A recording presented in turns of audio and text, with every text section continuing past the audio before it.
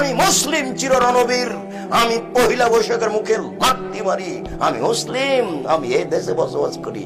আমি 31st night ইংরেজি বছরের প্রথম দিবস মানবো কেন? আমি কি ইহুদির বাচ্চা? আমি কি খ্রিস্টানদের বাচ্চা? আমি এই ইংরেজি মাসের প্রথম দিনের মুখে লাথি মারি, আমি এই ইংরেজি মাসের প্রথম দিনকে মুখে লাথি মারি। তুমি কার পুরুষ? তুমি কার পুরুষের বাচ্চা? তোমার শরীরে পুজ আছে, তুমি মূর্খ, তুমি বর্বর, তুমি অসভ্য।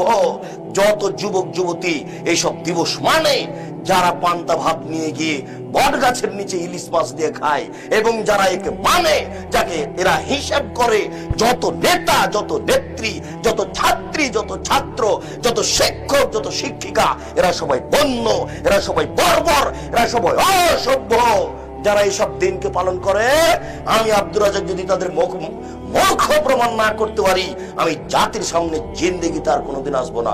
আজকে শেষ করলাম, আমার মরা পর্যন্ত সময় থাকলে বলেন কি?